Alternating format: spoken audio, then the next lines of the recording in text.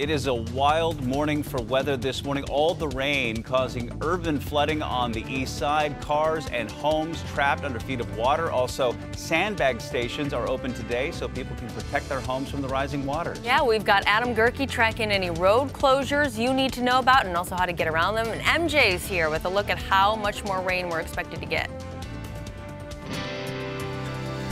This is Q13 News This Morning. It is a busy Thursday morning. Thanks so much for joining us here. I'm Liz DeWicki. And I'm Bill Wixie, and we just received some new information. The Issaquah School District running 2 hours late this morning because of the flooding there. And we'll check in with John Hopperstad live to get an update on how much water they are seeing in that area. It's ridiculous, MJ, how much rain is falling. The totals are pretty astonishing in certain places, and East King and East Snohomish counties are certainly bullseyes for that.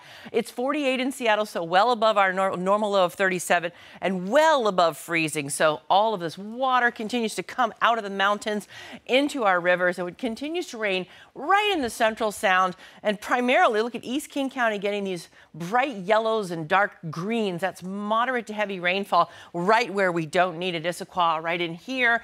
Also looking at all of these rivers rising up flood stage or beyond. Tacoma, you're still wet. Everett, you're wet. Basically, it's another very wet day. 51 for the high. Seattle, Tacoma, 48 in Everett, 50 for Bremerton, and 45 in Bellingham. So another mild day. All this water going into our rivers. Flood watches and warnings all over the place. Rain gear necessary as you step out the door. And I'm guessing we'll have to pack our patience again traffic-wise, right, Adam? Absolutely. This morning, already starting out the door, we see a lot of delay for drivers on the Valley Freeway and I-5 moving their way out of the south end. So that already underway. Again, though, with the urban flooding and the flooding that we're seeing in Monroe, Redmond, Issaquah, I mean, pretty much this longitude line right here, that's where we're seeing a lot of problems.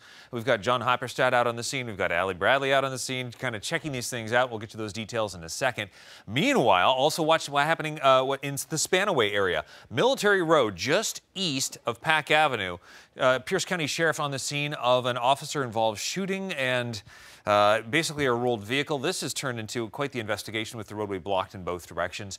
Watching what's happening Tacoma, Puyallup, the Valley Freeway, Fife, everything kind of moving our way north out of the south end. Yes, that soup is in effect again today, and it's not good. Bill, Liz, back over to you. Governor Jay Inslee has declared an emergency in 19 Washington counties because of this winter weather. Yeah, we want to show you this here, this emergency declaration map, and it's involving all of Western Washington from the Cascades to the coast. In addition to power outages and flood damage, Governor Inslee says road damage from the snow is already adding up to millions of dollars. Declaring an emergency gives WashDOT a little more freedom to make those repairs right away. But the real urgent concern right now are those rising rivers and creeks. And John Hopperstad live in Issaquah this morning, and Issaquah Creek is rising quickly and has spilled its banks. Yeah, Bill, at phase 4, which means we could see significant flooding, and we are in this parking lot of this apartment complex at least. Take a look at these cars that are buried under this water here. Several cars underwater, in fact, and the river keeps rising in this area. It's basically surrounded this apartment complex, the creek here, Issaquah Creek, and I'm starting to get concerned about these two cars parked off to the side here. They're starting to get under a little bit too underwater here, and a lot of folks are just coming out here getting ready for work. All they've really heard overnight is the rain falling, so they're pretty shocked at what they're seeing here as well. We can give you some updates on some of the road closures around here. We're in front of Newport Way, which is shut down right now. There's water over the roads in several spots there. Also, Issaquah Hobart Road Southeast, that's closed in both directions at Southeast May Valley Road, and Sycamore Drive Southeast also, we're told, has water over the roadway. You're told to take extreme caution. Now this complex, this apartment complex where we are, is right next to Issaquah Creek, so people always do keep an eye on it when we get a lot of rain. But I just spoke to someone who lives here who admits this is still a big concern this morning. It's happened before, but it just happened quick. I came home yesterday, it wasn't even above the bank. In a couple hours, started sandbagging, and it overran that. It's just gonna keep coming because of the ground's saturated. He's not taking any chances either. He's getting the dog out as well as a lot of his stuff. Says he plans on staying with friends until this is over. They're worried though. There was a transformer in the back there of his apartment complex, and he's worried the rising waters may reach it at some point. We have seen some sandbags around this complex, but at this point I got to tell you, the water is going right over those sandbags. I just walked up there a couple of minutes ago. So it's a bad situation here because the rain continues to fall and the creek is rising very quickly. We put down a rock earlier about 5 feet on the pavement in front of the water, and within 10 minutes that water had overtaken that rock, actually swept it down river here. That's the other thing to think about. You don't want to walk around in this stuff because the water is moving very quickly, and that's one of the warnings that the city of Issaquah is putting out there, warning people, don't walk in this moving water, and certainly don't try to drive in it. We see that every time we have flood concerns, but that always seems to happen, people trying to drive into this stuff. But that's the situation right now in Issaquah for now. We'll send it back to you guys. All right, John, we will continue to monitor that situation. Also, want to give you a look at what's happening not far from where John is right now. This is Issaquah Hobart Road at May Valley Road. This is the base of Tiger Mountain area, and that stretch of road closed until this evening. They say debris from an overflowed culvert covers the wet pavement there. That, according to King County Road Services, and you see the big machinery they've brought in to try to clear it out. So we're continuing to follow that. Meanwhile, there are several sandbag stations open this morning for people who need it. Q13's Allie Bradley is in Renton right now with more on how those conditions are doing right now. Allie, good morning. Yeah, good morning, Liz. So we know that this area where we've already seen some flooding out here too. The rain just continues to fall, but in Renton they have the self-serve station here. A lot of different areas in King County are doing this here today. This has been active for the winter months, but what you do is you basically show up here. They've got this whole thing with the sandbags ready for you. Come over here and there's this huge sand pit, right, so we can see all of this. They do tell you to bring a shovel. However, we got lucky. There's a shovel here ready for us. So you just got to get some sand, and this is self-serve, you guys. So what we're going to do is you just got to fill up your sandbag like so. Keep going until it's full, right? And then they even have twist ties to tie them off, and you're going to take these with you. Now, you are limited to 25 per vehicle. Again, you do need to bring your own shovel. But here at the facility, this is just outside the King County Emergency Management Facility. So a lot of access here for people who need it. They have different locations. We do have a rundown here of all the different areas in King County. You can get it in Falls City, in Carnation. Of course, we're in Renton. So there's a bunch of different areas you can see here on your screen where you can go out and get some sand to help you, because this is the best way and the easiest way and really the most cost-efficient way to help protect your home and your things, because this really stops the water from penetrating and going through and being able to access your property.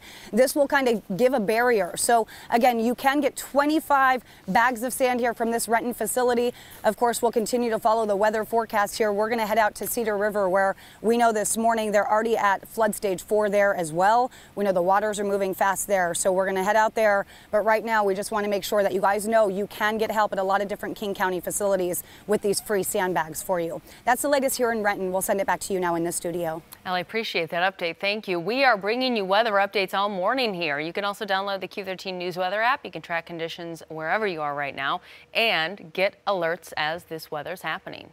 Adam mentioned this earlier, and we are following breaking news this morning in Spanaway. The Pierce County Sheriff's Department says a deputy has been involved in a shooting there. This happened on Military Road, just east of Pacific Avenue. Authorities sending out this tweet earlier saying suspect rolled car, fled on foot. K9 tracked and located suspect. He's in custody. Military Road shut down, and it still is. Deputy is okay. Suspect not hit by gunfire. Also this morning here, I want to let you know that Tacoma Community College is closed again today because of a power outage. That outage on Sunday took out the school's computer servers, phones, internet, other systems, and because of this, all campus activities and events are canceled. All online and off-campus classes are not impacted, so they will go on as normal. Also want to let you know that the Gig Harbor campus, which closed earlier this week, does have power, and it is open today, so we'll keep you posted on that. All right, also this morning here, I mean, the weather is the big story. It's really crazy out there. It is, and we talk about Issaquah, for instance. Yeah. Issaquah Creek is right in downtown Issaquah. It's not like out in some field somewhere and there's some geese that are swimming on it. You just saw the flooding where John Hopperstad is on the other side of that complex is downtown Issaquah. Issaquah. Yeah, in a parking lot where people are going to wake up and go, huh? I just can't imagine how that's heartbreaking. Yeah. I mean, that is a massive loss. Yeah, and we didn't know last night that that was going to happen, so it wasn't like you could tell people, don't park here. Exactly. No, so these things are somewhat sudden. I wouldn't call them flash floods, which is good news, but it is taking some people by surprise how close it is to their property and the roads that they're going to be driving down. And I can't emphasize enough, please do not drive through standing water. It might look safe to you, but you really don't know what's underneath there. 48 in Seattle right now, visibility not great. Also, because the rain continues to pour, that's Hawaii. This is our Pineapple Express. It continues to come at us from the northwest, so our rain shadow, like yesterday, is close to Olympia rather than up around Squim. And you can see that just about everybody is soaking right now. And the heaviest rain, unfortunately, is East King County, which is where we're seeing those rivers flooding, the yellows and the dark greens here in North Bend and Carnation on the map, but also down into Issaquah, Carnation, and the Tolt River there. I'll show you the list in just a second. All of Pierce County absolutely soaking, except that little notch around Yelm. There's our tiny little rain shadow south of Olympia. The south coast is wet. Snohomish County pretty wet, but look at this. Arlington, Marysville, not as bad. And to the north, one little break here in Skagit County, but Whatcom County, the San Juans, Clallam County, all getting wet right now. These rivers are at flood stage. The Snoqualmie near Carnation, the Tolt above Carnation, Issaquah Creek in Issaquah. We saw John Hopperstad out there, the Cedar River near Landsberg, Snoqualmie also near the falls, the White River at the R Street Bridge, Cowlitz near Mayfield Dam, Cedar at Renton, and the Green River in Auburn. Those are all those yellows there. All of those rivers, notice where they're located. They're just underneath the mountains there. That water just coming on down, and it's going to keep coming down. By lunchtime, still lots and lots of rain. That's Snoqualmie Pass, all rain coming in. Maybe rain shadowed in the Central Sound a little bit. This is a big concern this evening. The yellows here, this heavy rainfall, continue to come into the rivers in King County and Snohomish County. And then we dry up a little bit tomorrow morning, but tomorrow afternoon, evening, more rain pours on board. And overnight into Saturday morning, it looks like we could get some breaks. And it's colder too, more snow in the mountains. So crazy weather going on today. Rain at times, breezy, 51 for the high. Seattle, Burien, Bellevue, so another mild day. It's all this rain coming out of the mountains. Tomorrow, a little breather at times, but rain at times. Saturday, we could dry up by the afternoon, getting colder, 47 with an overnight low of 35. And then Sunday, Monday, we dry up and hopefully see some sunshine. Okay, Adam, how are people handling the wet roads? Well, it's been one of those mornings where, yeah, the surface streets around, say, Issaquah and Renton and Redmond and Monroe, and kind of following a very close longitude in the Cascade foothills. We've seen a lot of that urban flooding really impacting some of the surface streets. You get to the major highways and byways, we handle those a little better, but still you got to drive those slowly because the potential for hydroplaning, rooster tailing, spray, mist, all of the above, still a big concern. Spanaway still having its troubles on Military Road, just east of Pack Avenue. That is blocked off in both directions because of a sheriff's investigation that is ongoing. Meanwhile, tie-ups continue. Tacoma, North 5, the Valley Freeway, Puyallup to Pacific, I-5 through Fife and Federal Way. All told, that's 77 minutes now, Tacoma to Seattle. That number just continues to rise.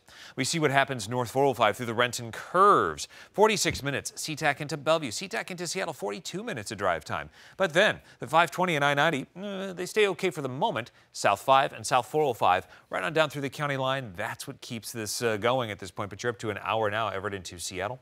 And about 57 minutes Everett into Bellevue on southbound 405. 522 lining out of Monroe towards Maltby. This whole westbound stretch just seems lousy. US 2 also crowds in across the trestle. State ferries this morning have been on time. Sounder Rail checks in with reasonable speeds. Mountain passes, Snoqualmie Pass, no restrictions. Stevens Pass, traction tires advised. Same goes on White Pass. Mount Baker, traction tires advised. Blewett Pass, no restrictions. Bill and Liz, back over to you. Just ahead this morning, we'll tell you how TV and music streaming services are not only targeting you, but now your pets.